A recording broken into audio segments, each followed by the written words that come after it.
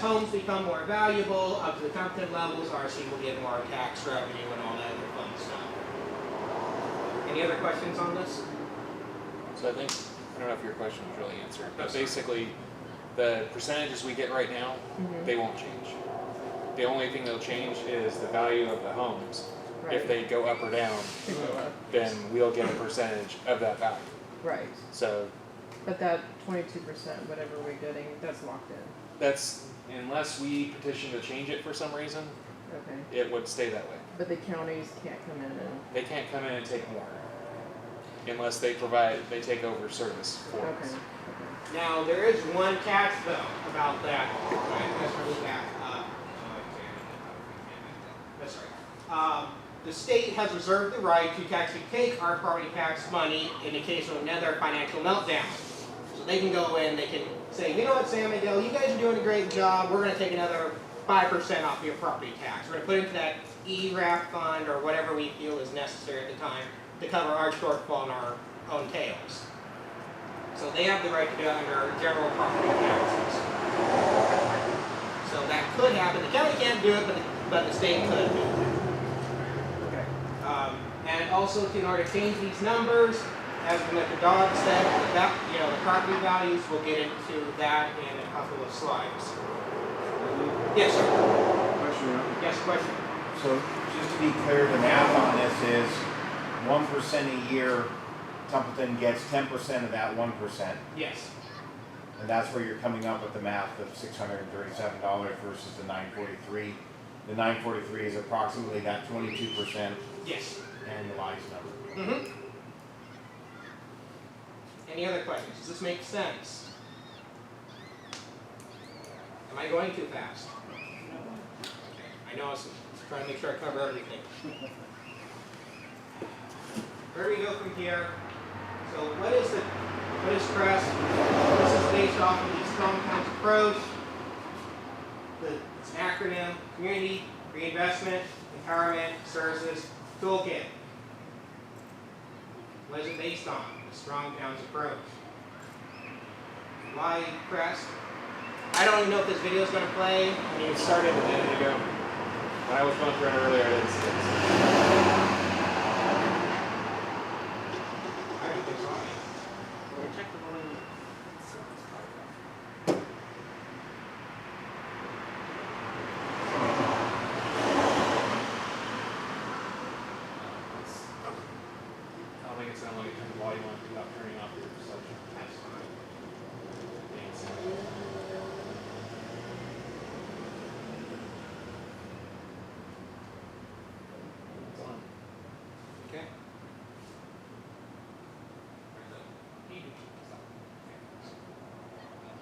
Hopefully you're trying to control it. No, I'm not hearing it sound. Did you have volume earlier? I was listening. I didn't expect the video to work or even load. We're in speakers. But it'd be kind of friendly to this. And maybe because it's hooked up to the projector. That's fine. Pretty much what this video says, I can give it in a nutshell. I've watched it 10 different times. There are so many different communities in our own state, across the country, and we're all pretty much built in very similar patterns, and yet we all are very fragile financially. If you look at how many cities can you name right now where towns have had to raise taxes because they couldn't pay for services? I mean, the list could go on and on. I mean, there was 240 potential tax increases on the ballot in March before COVID hit the state, and now there's going to be even more because of financial revenues imploding in many different agencies. So that's why it's saying we should look at the long term, look at the basis of our funding, where it's coming from, and not try to get ourselves into a bind like every other agency out there.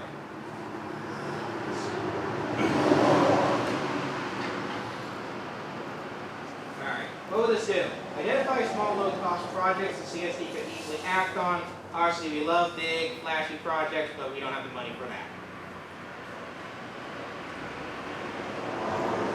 Develop tools for building community wealth in underperforming neighborhoods. We'll talk about what's an underperforming neighborhood. Empower the community with buy-in. empower our CSD staff and board with flexibility to innovate and prepare for future challenges to our district. Encourage innovation in the community. Make the community and CSD more fiscally resilient. So then when these downturns happen, we're not firing staff, we're not cutting services, we're not scrambling, trying to put out a million different fires like everyone else is around us. Because obviously, if everyone else is doing that, whatever they're doing might not be working.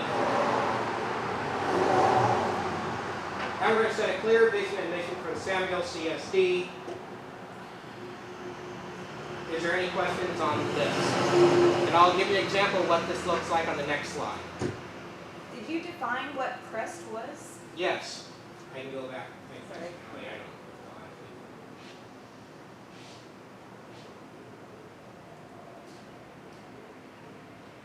Community Reinvestment Empowerment Services Toolkit. Sorry about that. It's all good. No, it's all good. This is why because I came with the acronym. I was trying to find something. I didn't want to call it the Strong Towns approach because obviously I don't work for them. I only learn stuff from them, and I can just share it with you guys.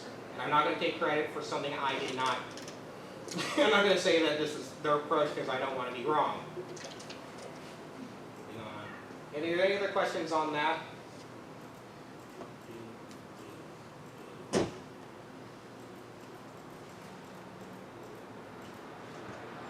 Okay, why do we do this versus a strategic plan or a master plan, like traditional forms that we know?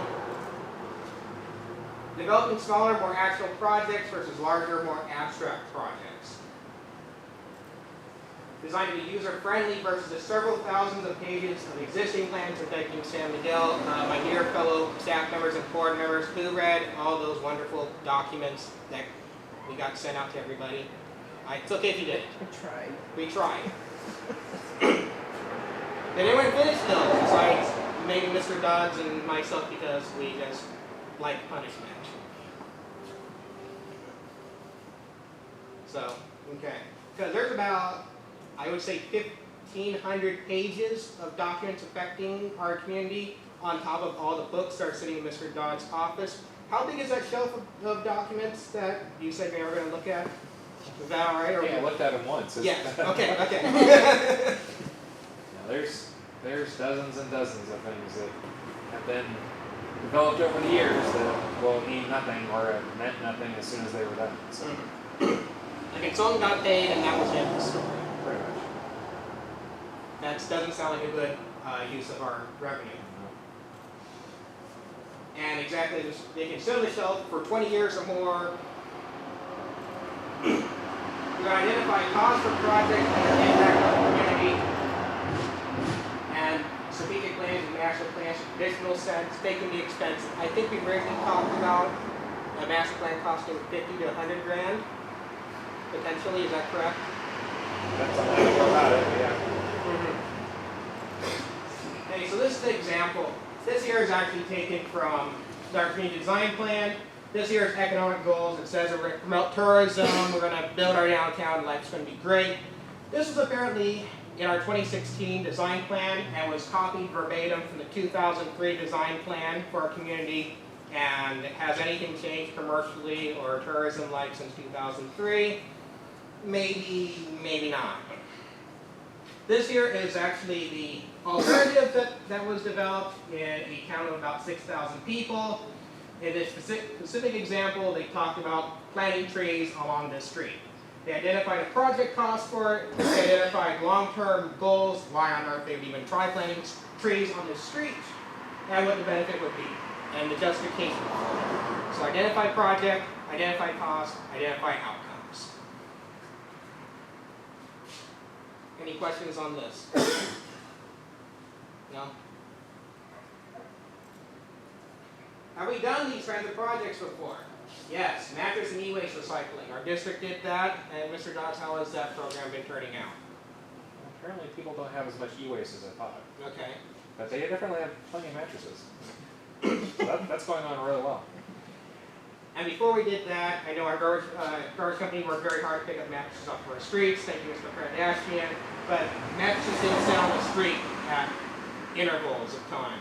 Is that not correct? Am I You know, when you see trash like that, then it just looks kind of sad. It doesn't make the community look great. But by providing this program, that was, how much does it cost us to do mattress recycling?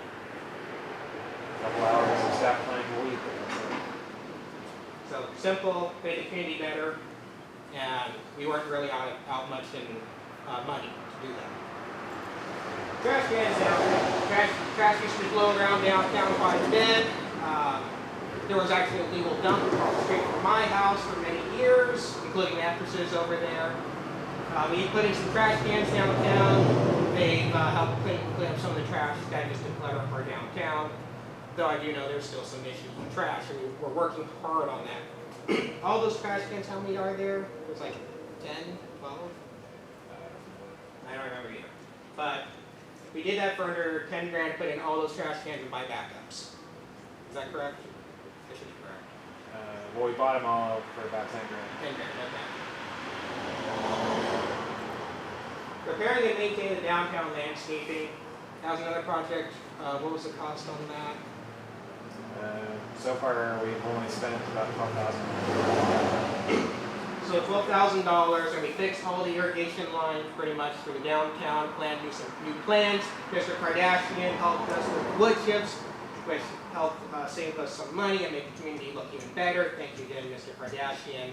So this was another low-cost project that we partnered with the garbage company. The chamber also wrote the grant for, and made the community look better. Simple and low cost. Now, how do we know what neighborhoods to reinvest in? Before I get into that, does anyone have any other questions in low-cost projects? Just Yes. for me, I think for everybody to understand really the difference between a master plan or a strategic plan versus these small projects and this CREST type idea. I think if you just kind of put it out there, so where it's really a master plan is all encompassing, and let you detail it obviously, but maybe really kind of define exactly how overreaching and formal a master plan is versus something that's attainable in the short term with fairly limited resources and this idea. Yes, and that's actually pretty much what you said, is it's going with things that are attainable. Because we can create a master plan that says, we're going to build a multi-million-dollar facility that's going to, change our world, and we're all going to be living in rainbows and lollipops forever. And then the question is, well, how do we fund that? And then we say we don't know and give up. San Miguel solar plant. Yes, exactly. We're putting a solar plant. We're putting a massive solar plant on this vacant lot right next to the fire station. It'll cost a lot of money, and we have no way how to fund that right now.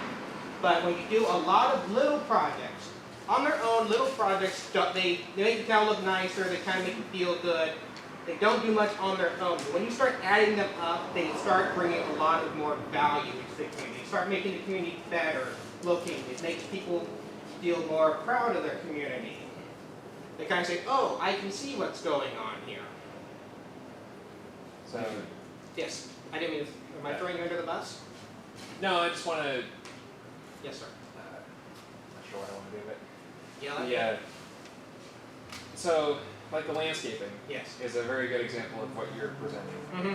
which is a very visual, very, hey, look at this, small investment has made a substantial change. Mm-hmm.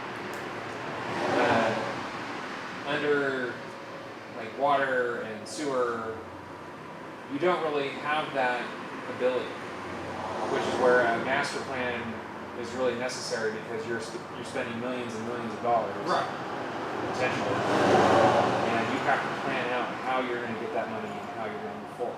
Yes. But that doesn't negate the need to have smaller, hey, look at this is a good thing kind of project.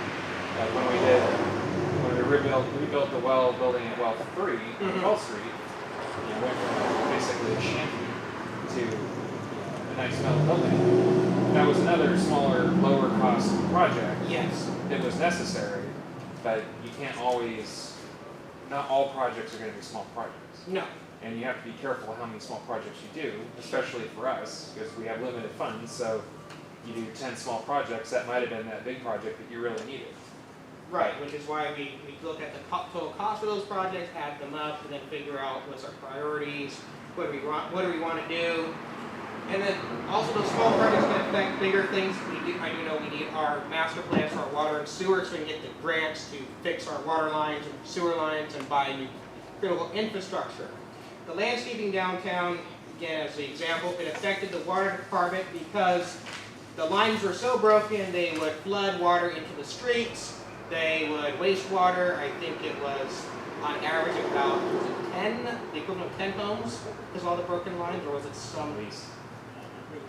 So we're supposed to be smart with our water, and because our landscape was broken, we were wasting water and it was flooding into the street, and it just wasn't working out. So, and that's another thing too, is that small projects, how they connect to other departments and everything else in our community, because not everything's in a complete silo. Any other questions? So what I'm gathering is that you have a master plan, but you have the CREST is subsidiary to the master plan? Are you still using a master plan is what I guess I mean, I realize this is a comparison, but you still have to have your guidelines Yes. as to, right? Yes, and that's why we're kind of going through this, kind of going through that, figuring out where to go from there. We want to take some elements from a CREST approach, and then also include, we can still include very big projects that will help reinvest in our community. But it's also really just looking at a different approach of how to fund our community as well, which I'll get into. Yes. Any other questions? No. Okay. So this is another video, value per acre, because we don't have any audio, we're not going to show it, but I want you to think about two questions. What kind of building provides the most efficient revenue for our community? Is it going to be a very big store like a Walmart, or is it going to be a tiny little restaurant, little cookie, coffee shop or whatever? And then what neighborhoods actually provide the most amount of revenue for our district?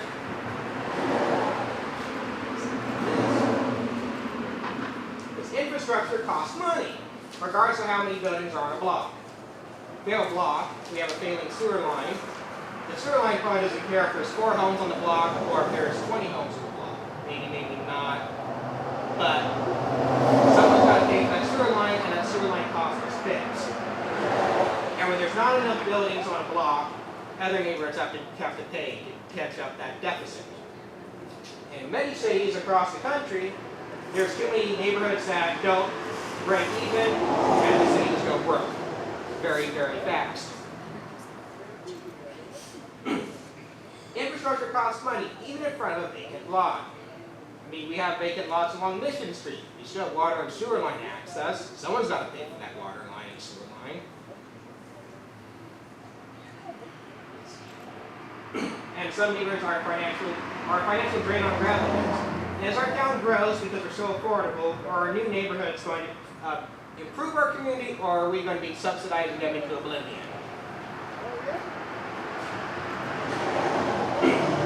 So we're going to do value per acre a bit more. It's comprised of land and the improvements on it, that's the value, and then we divide the total value of the neighborhood by the acres, and that gets you how efficient the land is. Does anyone have any questions so far on this?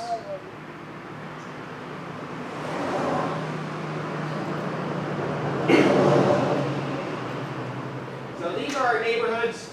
I actually pulled out all the assessor data for all the properties in our town, aggregated them, and then divided by the estimated acres of those neighborhoods. So as you can see, Gatleytown is our most financially producing neighborhood. They produce the most amount of tax revenue for our CSD. Then you have the Old Town area, which has vacant lots. It doesn't produce as much. And then you have the San Lawrence Terrace area, which is underwater financially. So if you can look at the amount of value per acre, think about how much infrastructure those neighborhoods need, and ask yourself, will any of those neighborhoods break even? Or are we going to have to hope that our economies of scale pay off and we can keep going? And as a comparison, the Walmart, the 12 acres, they don't even produce as much tax revenue as the small homes off of Poquita Lane, which are 900 square feet. And since we don't get any sales tax revenue, obviously from a property tax standpoint, the homes off Poquita Lane would be a bigger benefit to our CSD than Walmart. Does anyone have any questions on these numbers? So we should get a McDonald's in town, eh? Well, yes, McDonald's, why is it worth so much? It's worth a lot, right? Well, its location, it's got land, the improvements are on it, and it's also pretty small footprint. These are our businesses in our community. So, courtside sellers provides the biggest single source of tax revenue. But its value is less than the old movie theater across the street that sits abandoned. Well, I don't know if it's abandoned, they're kind of using it, correct? Using it, okay. Well, the tattoo parlor at the northern end of our town is our biggest financial generator. So if we took a look at every single vacant lot in our town, and we were saying what building would go on it, what's going to keep us from raising our taxes, cutting services, the tattoo parlor would make the most financial sense. Does anyone have any questions on this? Yes? The tattoo place, is it better because there's apartments above that? So two-story buildings do generate more revenue, yes, than a single-story building. So if you, like, even if you think about Templeton, which I didn't include this in the slide because I would have just kept going on and on, you know, they have those expensive homes on big lots. Well, because they're on big lots, they don't generate as much revenue as the Jazzy Town neighborhood. And even the Dollar General, well, they got the sidewalks, they got the curbs, they got the gutters, you know, they produce more value per acre than courtside sellers. Any other questions on this?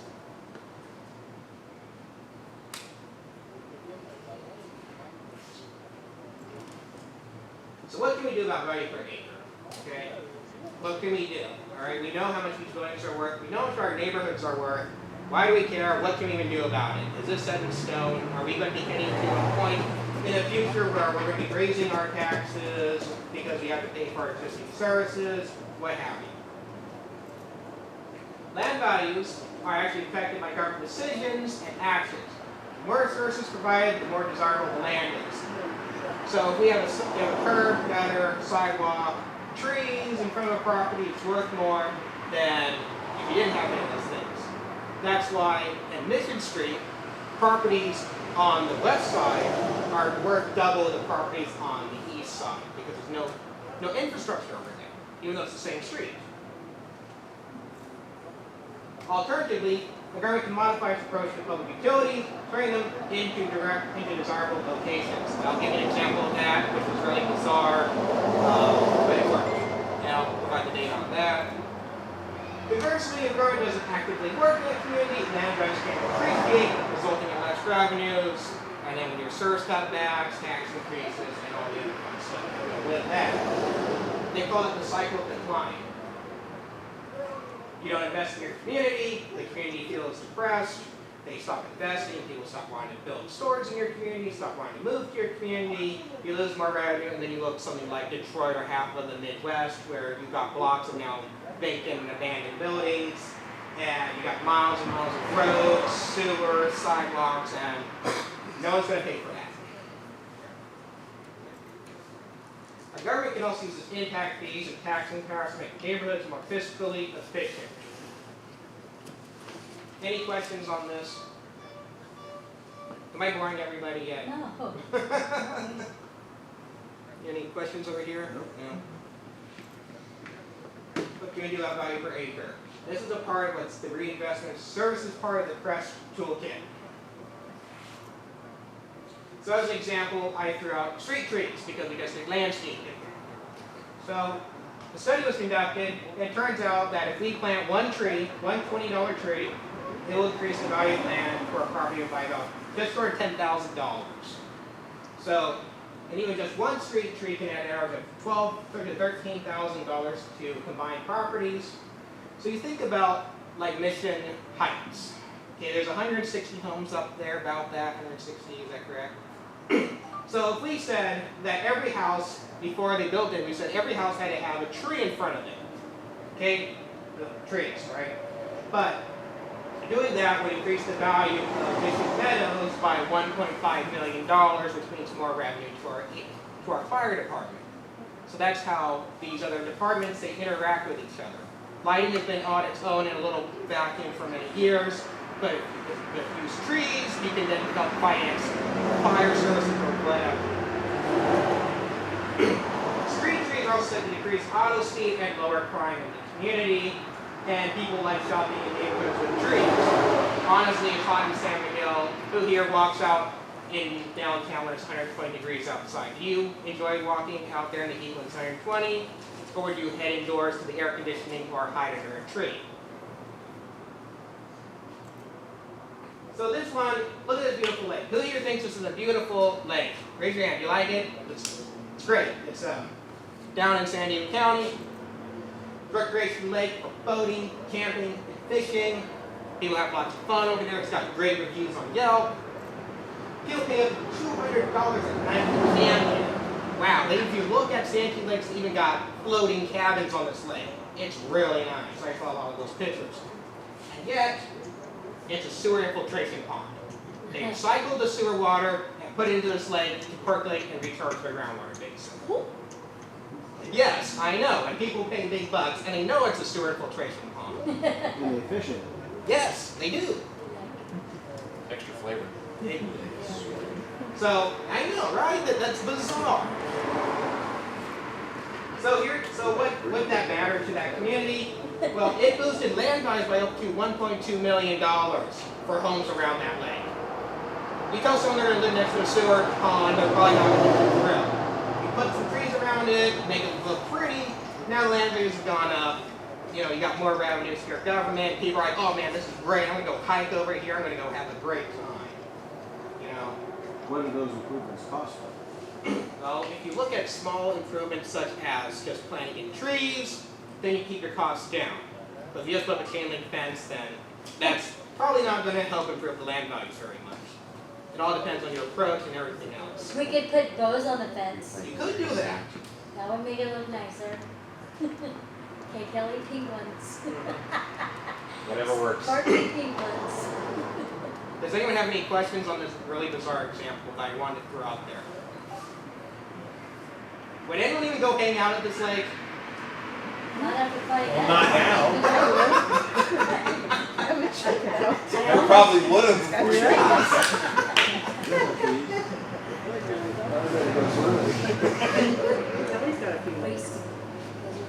But that's just the power of re-looking at our infrastructure, looking at how we can actually integrate into the community and what very affordable things we can do to make it look nicer or make people go, oh, that looks cool, I'd hang out there. Don't tell them what's in the water though, right? But actually, apparently they all know. There's been a lot of studies done down there, so everyone knows and they still don't care. Comments on any of that so far? No? No comments? So we'll move into the documents that affect our community, starting with the 2012 LAFCO Service Review for San Miguel CSD. LAFCO stands for Local Agency Formation Commission. These wonderful people oversee boundaries for CSDs and cities, and they also control what services they can provide. So, in San Miguel, CSD woke up one morning and said, as an example at our board meeting, we said, we're going to do drainage services in our community. We're probably going to have to go to LAFCO and say, hey, we're going to do this. And then LAFCO's going to want some money, and they're going to be another bureaucracy.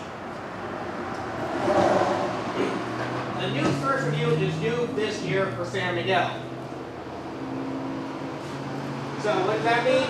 The actions and decisions of our board during these meetings will greatly impact this report. So if we decide that we want to annex new land, that's going to go into this report. If we decide we're going to take on that drainage system or whatever, that'll go into this report. That's also where what we're doing today, we're starting to think about how we're going to affect this report because it lasts for 5 years. If we do it outside this report, they're probably going to charge us a lot of money. because that's how bureaucracies work, if I'm not mistaken. They like money. So when you say this year, it's 2020? Yes. When do they do the review? He contacted me and wanted us to start Okay. getting stuff to them. When is it due? There's no real due date. Okay. It's a lot of work, Yeah. and we have to pay it, postpone until we have this Yeah. discussion. So did everyone hear what our board clerk said? So this is due this year for 2020. We've got the okay to postpone it until we are done through these meetings, and there's a lot of work, a lot of paperwork that's involved on our staff's time.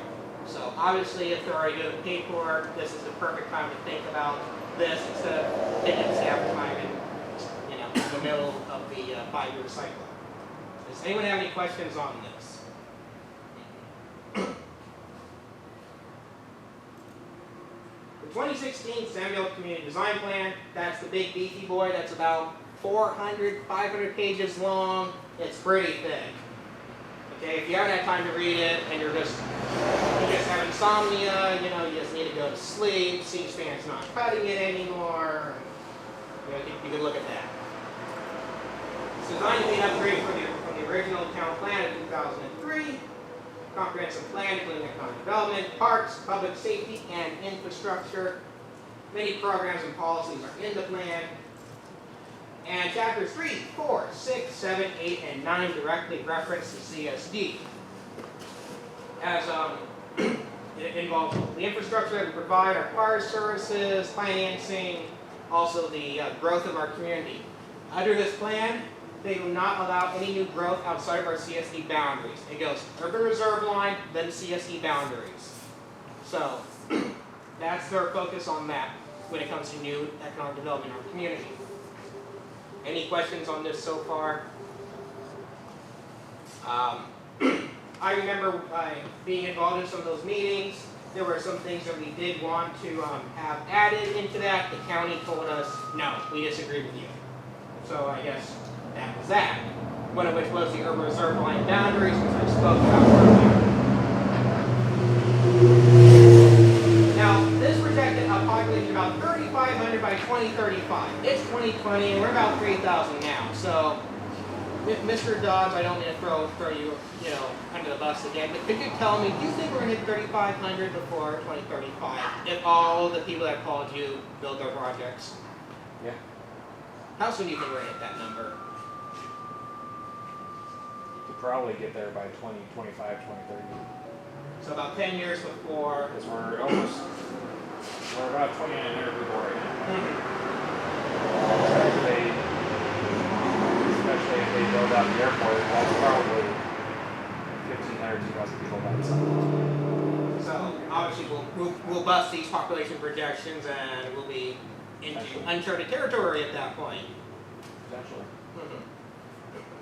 Any other questions on this? Director Gregory, Director Saints? No? Okay. Any questions for staff on this? Public? Do you have a question? So I can go up.